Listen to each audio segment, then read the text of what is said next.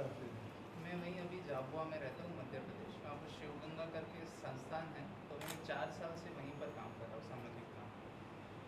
अलग झाबुआ? अलग ग्राम विकास को लेकर काम है शिवगंगा के। हाँ, विषय को लेकर अपनी कॉलेज की पढ़ाई के साथ साथ गांव में जाना, संपर्क करना, उनकी एज की जो बच्चियाँ रहती है, हम महिलाएं रहती हैं, उनको जोड़ना, अवेयरनेस के काम करना। स्वागत है।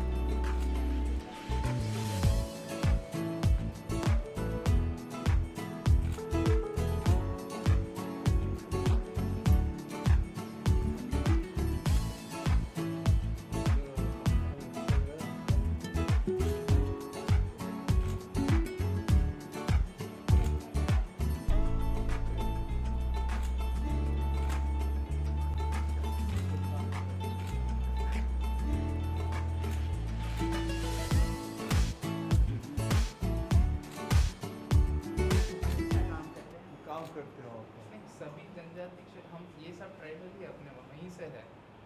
इसमें से बस मैं बाहर से हूँ, मैं गुजरात का रहने वाला हूँ, पर मैं अभी 4 साल से वहीं काम कर रहा हूँ। अच्छा। हाँ, आप सब झाबुआ से है। ये आप बस मीना जी को छोड़कर आप सब झाबुआ से है। सब और जनजाति से हाँ, सिर्फ ट्रैवल्स है? हाँ, सब ये वहीं सब के हैं, प्रॉपर झाबुआ के ही लड़के हैं। वहीं के है? वहीं के हैं और जनजाति समाज से। जनजाति समाज से ही। वो है ना? हाँ।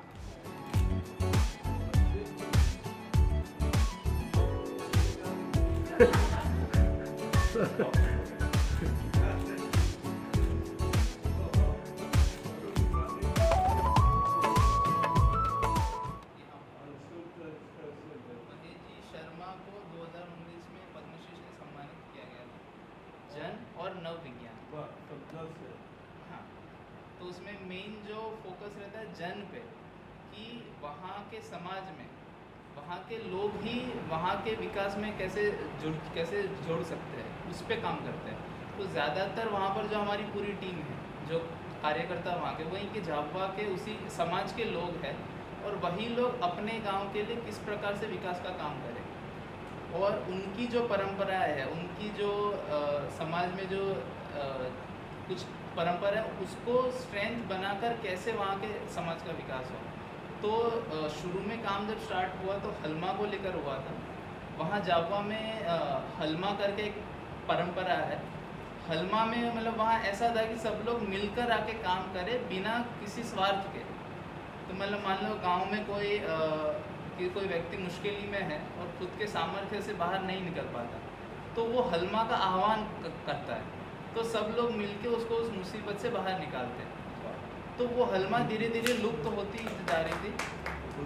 तो हाँ, वहाँ पर जल, उस समय क्या है, वहीं के कुछ लोगों ने बोला कि हमारा अभी सबसे बड़ा दुख जल का है, तो अब जल बचाने के लिए क्या करें। तो जल बचाने के लिए फिर वहीं के एक बुजुर्ग व्यक्ति थे, तो हमें तो हलमा करना पड़ेगा। तो अब इसके लिए हलमा कैसे, तो संकट क्या है, धरती माता की प्यास बुझानी है। धरती माता प्यासी है और हमें धरती माता की प्यास बुझानी है। तो हलमा कौन बुलाएगा, तो शिव जी का हलमा। तो वहीं की परंपराओं को स्ट्रेंथ बनाकर अभी आज की तारीख में जब हलमा होता है वहाँ पर, तो एक साथ 20,000 लोग एक ही दिन में मिलकर 40,000 कॉन्टूर ट्रेंचेस बना लेते हैं। कॉन्टूर ट्रेंचेस मतलब जो पहाड़ी रहती है उसके आपको ध्यान होगा, तो कॉन्टूर पे ट्रेंचेस बना दी, जिससे पानी जो ग्राउंड वाटर में पहुंचता है। तो इस प्रकार की वहाँ जल पे काम शुरू हो। तो अब तक हलमा के माध्यम से 85 बड़े तालाब का निर्माण हुआ है। तो हलमा के माध्यम है। हाँ, तो हलमा के माध्यम से तालाब निर्माण होने का मतलब ये है कि मान लो किसी गांव में तालाब बनता है, तो आसपास के 25-30 गांव के लोग वहाँ पर आके अपना श्रमदान करते हैं और 30 से 40 दिन में वो पूरा तालाब बना लेते हैं। तो वो बिना किसी स्वार्थ, मतलब जो गांव वहाँ से 50 किलोमीटर दूर है, उसका डायरेक्ट बेनिफिट उससे कुछ भी नहीं है। फिर भी वो व्यक्ति वहाँ जाके 8 दिन रुक के, 10 दिन रुक के, कोई 15 दिन रुक के वहाँ पर अपना श्रमदान करता है और वो उस गांव को तालाब बनाने में मदद करते हैं। तो ऐसे 85 बड़े तालाब। शुद्ध पानी है।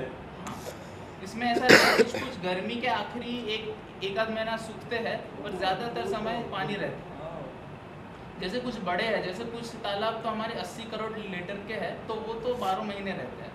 जो कुछ 25-30 करोड़ लीटर वाले रहते हैं वो कई बार गर्मी के आखिरी 1-2 महीने में सूखते हैं, पर बाकी वो पूरे समय रहता है।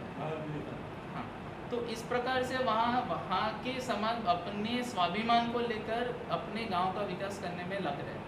तो ये वहाँ बहुत बड़ा फिर जंगल के लिए वहाँ पर एक मातावन करके है कि वहाँ हर गांव में मातावन रहता है। मातावन ऐसी परंपरा है कि जो गांव का मातावन रहता है वहाँ के फल नहीं लेते, सब्जी मतलब वहाँ पर जो भी चीज़ें हो रही है वो कोई काटता नहीं है वहाँ से, और उस स्थान को लेकर विशेष एक गांव में सबके प्रति उस स्थान के प्रति भक्ति का भाव रहता है।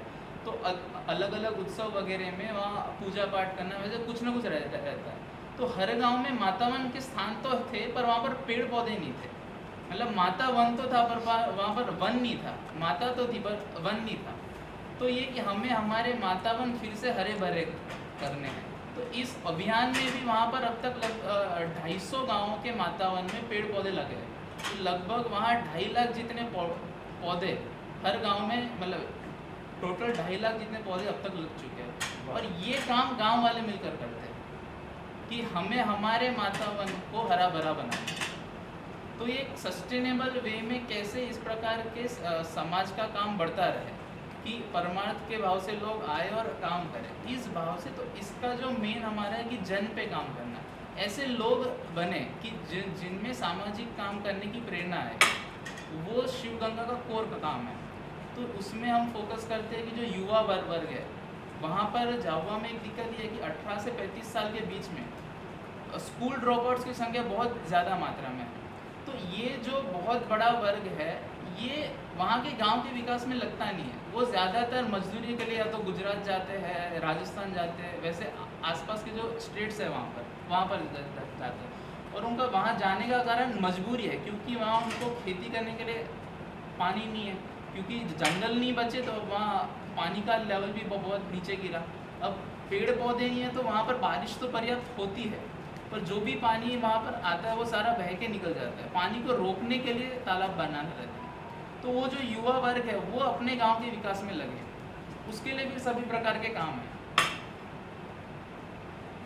तो वैसे उसमें हमारे एक युवा सशक्तिकरण वर्ग हम लगाते हैं, जिसमें जो मैं बता रहा हूँ कि 18 से 35 साल के जो लोग हैं उनका हम 4-5 दिन का वर्ग लगाते हैं कि हम हमारे गांव के लिए क्या करें। उसमें हमारे अलग अलग विषय है कि जैसे हम हमारे गांव के दुख क्या है, ये दुखों का कारण क्या है, ये दुख अब कैसे दूर करें साथ मिलकर। खाने पीने का है, हाँ। मीठा है। नहीं, ये लोग गांव में रहते हुए काम करते हैं। जो पूर्णकालिक है उनका खर्चा पानी जो वो शिव गंगा करती है, पर जो गांव में रहते हुए काम करते हैं वो तो अपने से करते हैं वो लोग। अब जैसे मैंने बताया कि हलमा होता है, तो हलमा में लोग शुल्क दे के आते हैं। जैसे मान लो हम कि कहीं बड़ा हलमा करें तो हम उसमें शुल्क रखते हैं, तो वो शुल्क देकर आते हैं उसमें। तो इस भाव से लोग आते हैं कि ये धर्म का काम है तो हम इसमें शुल्क दे के जाए। इस प्रकार का वहाँ एक बहुत बड़ा अभियान अभी शुरू हुआ है। तो उसमें वहीं के लोग पूरा जुड़ के ये इसमें लगे हुए हैं। इसमें जल जंगल ज़मीन, जैसे ज़मीन में हम वहाँ किसान जैविक खेती कर रहे हैं। जानवर में पशु संवर्धन है। जन में मैंने आपको बताया, और नव विज्ञान की नई तकनीक जो है वो हमारे समाज के लिए कौन सी तकनीक उपयोगी है जो आज के समय की नीड को पूरी करे, जो हमारे उनके कॉन्टेक्चुअल हो, एप्रोप्रिएट टेक्नोलॉजी। ऐसा नहीं कि हम कुछ भी कॉपी करके ले आए, कि हमारे समाज के लिए हमारी लाइफस्टाइल के हिसाब से हमें किस नई तकनीक की आवश्यकता है, इसमें सोच के लाया वो। इस प्रकार के 6 आयामों पर वहाँ शिवगंगा में काम हो रहा है। उनको हम वहाँ जो शिवगंगा गुरुकुल आश्रम है वहाँ पे हम 3 दिन का वर्क लगाते हैं। तो वहाँ पे भी हम ये स्वच्छ गाँव स्वच्छ परिवार का जो है, स्वच्छ गाँव स्वच्छ परिवार ऐसा होता है कि वहाँ के जो हम वो फलदार पौधे हैं वो हम हमारी यह पूरी टीम मिलके लगाती है वहाँ पे शिव गंगा आश्रम में ही। और फिर अभी जून में हम देने वाले हैं गांव में वो फल, और वो बड़े करेंगे और वो बड़े करके फिर अपने घर पे फल लगेंगे, वो सब मतलब घर के लोग खाएंगे तो उससे स्वच्छ रहेंगे। ऐसे करके हम मतलब फल भी देते हैं वहाँ पे, ये पेड़ भी देते हैं, उस पर फल लगते हैं, उसका खर्चा बचता है। वो जो गांव के लोग रहते हैं उनका, जैसे कि बाज़ार में से लाए वो तो उनके लिए पैसे लगते हैं, वो घर पे ही रहता तो अपन बिना पैसे के खा सकते हैं। और वैसे भी वो पूरा समाज है वो बहुत गरीब है, तो घर का रहे तो अच्छा है। और वो बाज़ार में से जो आता है वो हमें पता भी नहीं है कि कहाँ से आता है, कैसा आता है, जैविक मतलब वो ये यूरिया डाला हुआ रहता है कहीं कहीं, तो इसी दवाई का छिड़काव करा हुआ रहता है। तो घर का जो रहता है वो एकदम साफ़ सुथरा रहता है, तो उससे हम स्वस्थ भी रहते हैं और वो खाने में भी अच्छा रहता है। उससे अपने घर में बीमारियां नहीं होती है, ये सब कुछ। और अपने घरों में मतलब ऐसा होता है कि वो जो अपने या मतलब एक साल में ही बीमारी के ऊपर ही बहुत सारा खर्चा हो जाता है। हाँ, वो सही। तो उसके लिए हमने स्वस्थ झाबा रोगी सहायता केंद्र खोला है।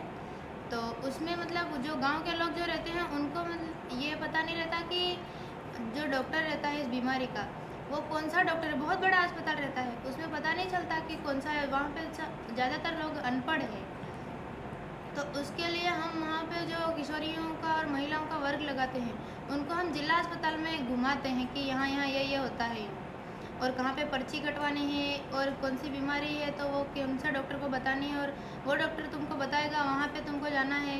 और अगर जिनको पहली बार पता नहीं चलता उनके साथ हम जाते भी हैं और फिर वहाँ पे सब बता देते हैं, 1-2 बार बता देते हैं, उनको ध्यान में आ जाता है, फिर वो अपने गाँव के किसी व्यक्ति को भी ला सकते हैं, फिर इतना उनमें कॉन्फिडेंस है। और अभी भी मतलब कोई ऐसा जानकार नहीं होता तो कोई ऐसा व्यक्ति रहता डॉक्टर, वो चिल्लाते हैं तो वो चले आते हैं वापस कि हम नहीं जाएँ करके। बहुत सारे तो पढ़े लिखे लोगों को भी अस्पताल में नहीं पता चलता कि इधर कौन से डॉक्टर के पास जाना है। ज़्यादा है महिलाओं को, तो खून की कमी के कारण मतलब वहाँ पे जो हमने रोगी सहायता केंद्र खोला है वहाँ पे हम ब्लड डोनेशन कैंप लगाते हैं। तो उसमें मतलब ब्लड कम है तो खाना प्रॉपर मिलता है कि नहीं मिलता है? नहीं, तो उसके लिए हम वो जो पेड़ पौधे देते हैं ना, फलदार पौधे, वो उसके लिए देते हैं। और वो जो खून की कमी रहती है वो ऐसा होता है कि गांव के जो लोग हैं वो मतलब आते हैं वहाँ पे जब खून की कमी रहती है जिला अस्पताल में, तो हमारे द्वारा मतलब हमको बोलते हैं कि खून की कमी है ऐसा सब कुछ, तो हम उनको इंतज़ाम भी कराते हैं खून का। और ऐसा भी बोलते हैं कि तुम्हें भी खून देना है, जैसे कि अपन को खून देना है तो वो डॉक्टर कहाँ से लाएंगे, अपन देंगे तभी तो देंगे फिर दूसरे लोगों को।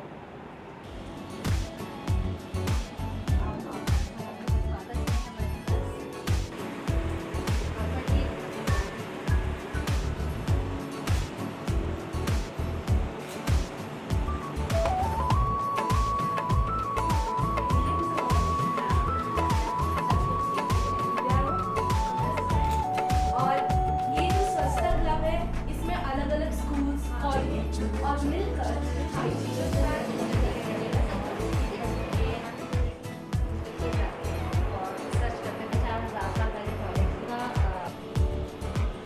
ये सबसे पहला जो टॉयलेट बना वो मोहनजोदड़ो में ये वाला, तो हम एक जगह पर पानी था दोनों चीज़ें एकदम सेम है, लेकिन एक सुपर जैसे कि बॉटल करते थे तो ये ब्लैक है और इसको ना एक दिन में 2 लाख से ज़्यादा लोग ये 3 पॉट्स ना ऐसे करके वो टॉयलेट की तरह यूज़ करते हैं, उनको नीचे दिखाने के लिए किसी भी करते हैं ये देखो।